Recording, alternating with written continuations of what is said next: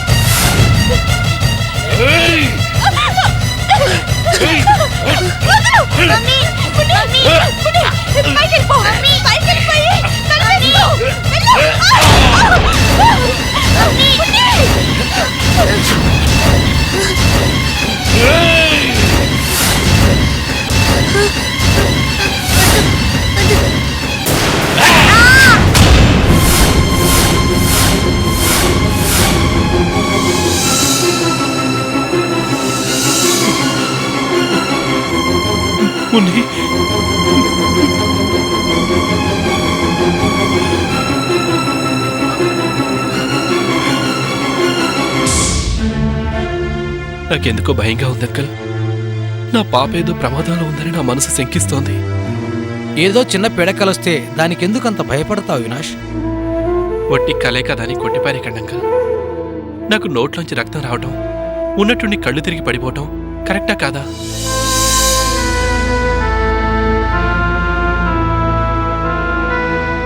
ఇవేవి పాపకి తెలీదు, కానీ ఇవే పాప కళలోకి రాలేదా? అలాగే నాకొచ్చిన కళ మాత్రం నిజం కాకూడదని గ్యారంటీ ఏంటి అంకల్? మనకి బాగా కావాల్సిన వాళ్ళకి ఏదన్నా జరగబోతుంటే ఏదో ఒక రూపంలో మనకు ముందుగానే తెలుస్తుంది. నా పాప విషయంలో ఏ ఒక్క చిన్న అనుమానం వచ్చినా నేను అశ్రద్ధ చేయలేను అంకల్. నేను వెంటనే ఇండియాకి బయలుదేరి వెళ్తాను.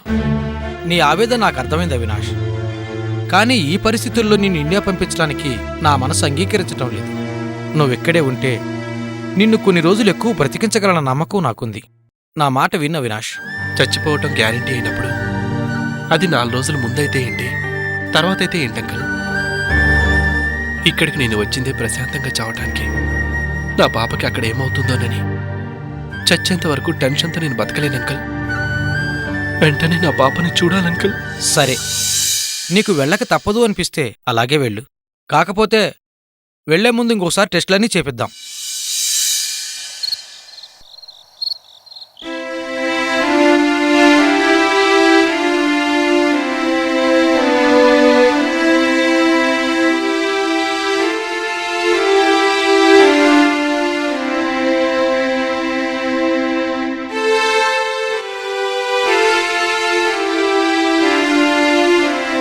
మధ్యాహ్నం కూడా ఇంటికి భోజనానికి రాలేదు.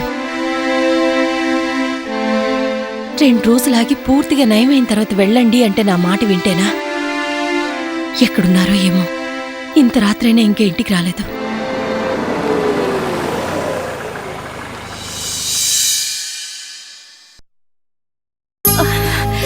అమ్మయ్యా, వచ్చేసారా? ఇంత అర్ధరాత్రి వరకు ఇంటికి రాకపోతే నాకెంత టెన్షన్గా ఉంటుంది. పైగా అసలే ఒంట్లో బాలేదు. బయటికి వెళ్ళొద్దంటే నా మాట వినరు. వెళ్తే సరే సరే, త్వరగా ఇంటికి వచ్చేయచ్చు కదా. ఇంతవరకు రాకపోతే నాకెంత టెన్షన్గా ఉంటుంది.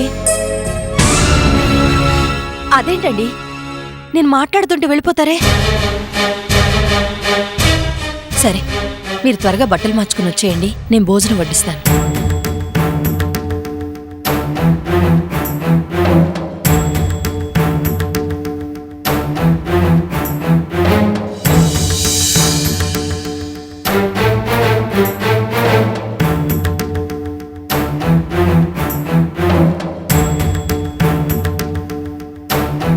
ఏమిటండి ఇంకా బట్టలు మార్చుకోకుండా అలాగే నించున్నారు? దేని గురించి ఆలోచిస్తున్నారు? మాట్లాడరేమిటండి? త్వరగా బట్టలు మార్చుకోనండి, ఇప్పటికే ఆలస్యమైంది. భోంచేదురు గాని.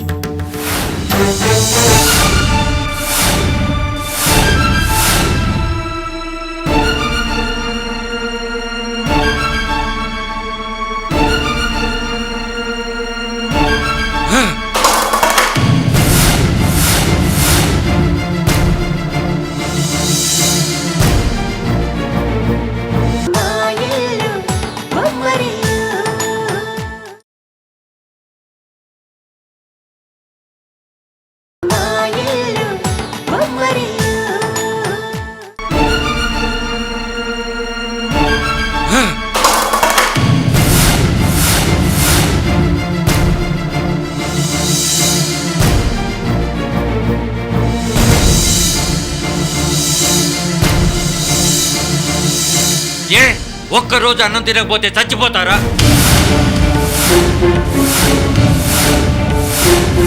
ఐశ్వర్యం మొత్తం పోయినా పరువు పోకుండా కాపాడుకుంటూ వస్తున్నానే, ఈ రోజు ఆ పరువు మొత్తం తీసేశాం.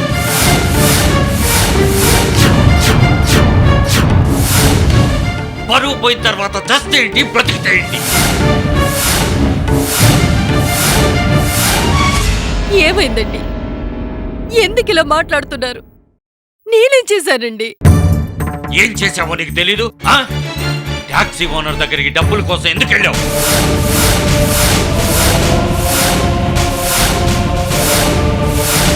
వాడెంత నీచంగా మాట్లాడాడో తెలుసా? నా దగ్గర ఎలా మాట్లాడాడంటే ఇక డబ్బుల కోసం వెళ్ళిన నీ దగ్గర ఎంత నీచంగా మాట్లాడుంటాడు.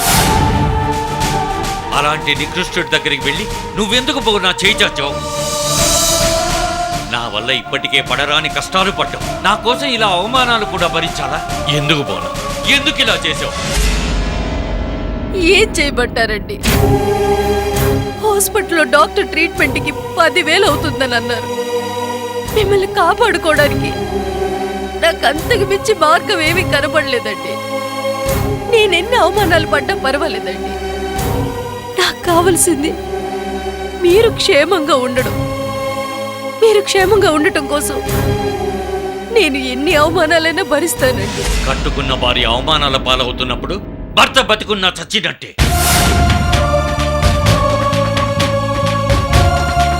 ఆ డాక్టర్ ట్రీట్మెంట్ చేయకపోయి ఉంటే ఇంకో డాక్టర్ ట్రీట్మెంట్ చేసుండేవాడు, లేదా గవర్నమెంట్ హాస్పిటల్కి వెళ్ళేవాళ్ళం. అయినా ఈ దెబ్బ వల్ల ప్రాణాలేం పోవు కదా. నువ్వు నా కోసం ఒకరి దగ్గరికి వెళ్ళి చేయి చాచి చాలా తప్పు చేసావు బోనా. అవును, హాస్పిటల్ ట్రీట్మెంట్కి 10,000 ఖర్చు అయ్యాయి కదా. ట్యాక్సీ ఓనరా డబ్బులు ఇవ్వలేదు, మరి నీకు డబ్బులు ఎక్కడి నుంచి వచ్చాయి?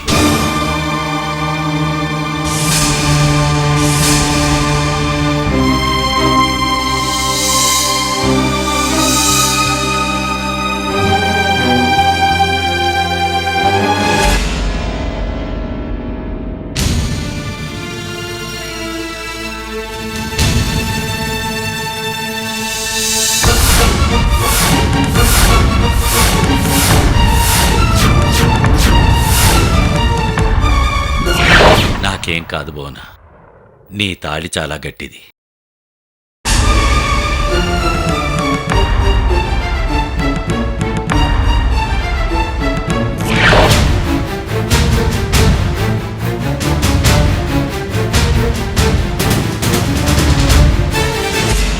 బోనా,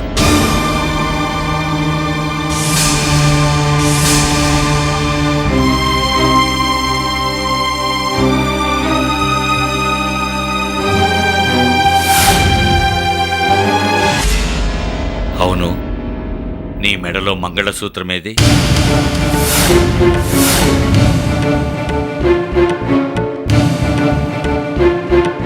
నాలుగు రోజులుగా నీ మెడలో మంగళసూత్రాలు లేవు, అయినా నాకు ఈ విషయం తెలియదు. అంటే నువ్వు నా దగ్గర ఈ విషయం దాచావన్నమాట. ఎన్ని కష్టాలు వచ్చినా మన ఇద్దరి మధ్య ఎలాంటి దాపరికాలు ఉండకూడదని చెప్పాను. అయినా నా దగ్గర ఈ విషయం దాచు. చెప్పు, ఎందుకు నాతో చెప్పలేదు? చెప్పవు కదూ? సరే, మన ఇద్దరి మధ్య రహస్యాలకు చోటుందంటే నేనంటే నీకు విలువలేనంటే. నువ్వెప్పుడైతే నిజం చెప్తావో అప్పుడే నేను భోంచేస్తాను. అప్పటి వరకు పచ్చి మంచినీళ్లు కూడా ఉంటాను.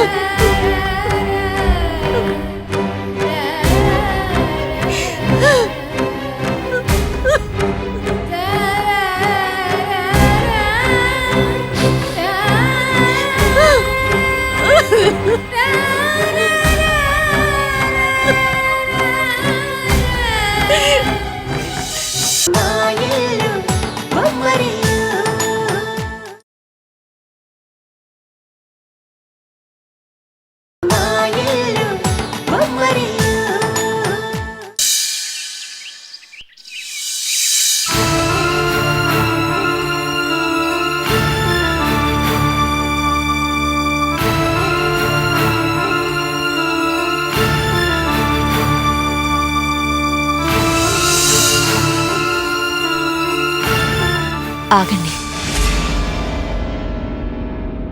టిఫిన్ చేయకుండా ఎక్కడికి వెళ్తున్నారండి?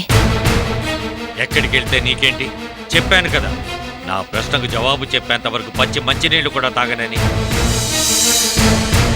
అసలు ఈ ఇంటి గడప తొక్కుతానో లేదో కూడా నాకు తెలియదు. నువ్వు చేసింది నాతో చెప్పకుండా దాయటమే కాకుండా నిన్నటి నుంచి నేను అడుగుతున్నా, ఇంతవరకు నాకు జవాబు చెప్పలేదు. కట్టుకున్న భార్యే భర్త అడిగిన దానికి జవాబు చెప్పకపోతే ఇక ఆ భర్తకేం విలువ ఉన్నట్టు?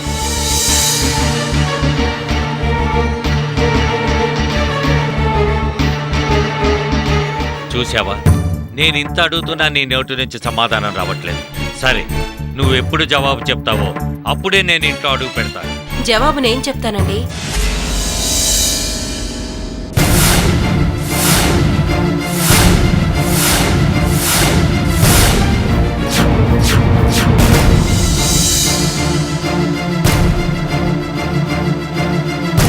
ఎందుకండి ఆ మహాతల్లిని మీ మాటలతో బాధ పెడతారు?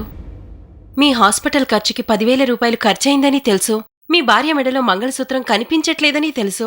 మరా మంగళసూత్రం ఏమై ఉంటుందో మీకు ఆ మాత్రం అర్థం కాలేదా? ఆ భగవంతుడు ఆడదానికి మంగళసూత్రం ఇచ్చింది అవసరమైనప్పుడు భర్తని ఆదుకోవడానికేనని మీ భార్యని చూసిన తర్వాతే నాకు అర్థమైందండి.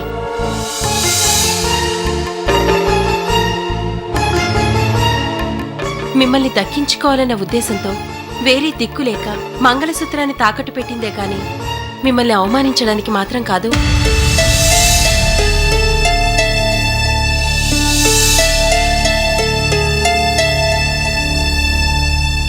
మీరు తలదించుకునేంత తప్పు ఏమీ చేయలేదమ్మా.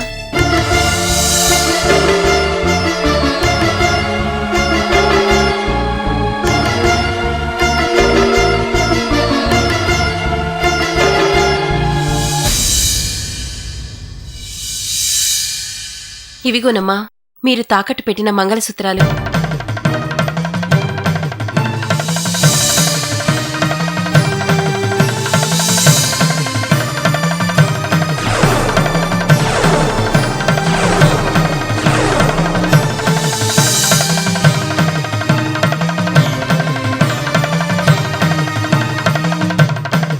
ఏంటమ్మా అలా చూస్తున్నావు? పడుపు వృత్తి చేసుకునేదాన్ని పాపిష్టి సొమ్ముతో తీసుకొచ్చాననా? నా సొమ్ము పాపిష్టిదే కావచ్చు, కాని నేను ఉపయోగించింది పుణ్యకార్యం కోసమే కదమ్మా.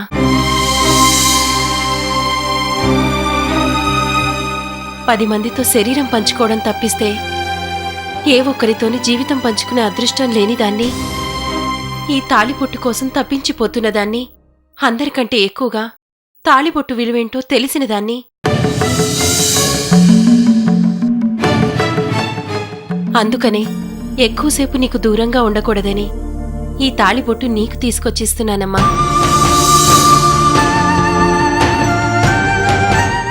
కనీసం ఈ పుణ్యం వల్లైనా వచ్చే జన్మలో తాళిబొట్టుకు నోచుకుంటానేమోనన్న చిన్న ఆశతో ఇస్తున్నాను. తీసుకోమ్మా.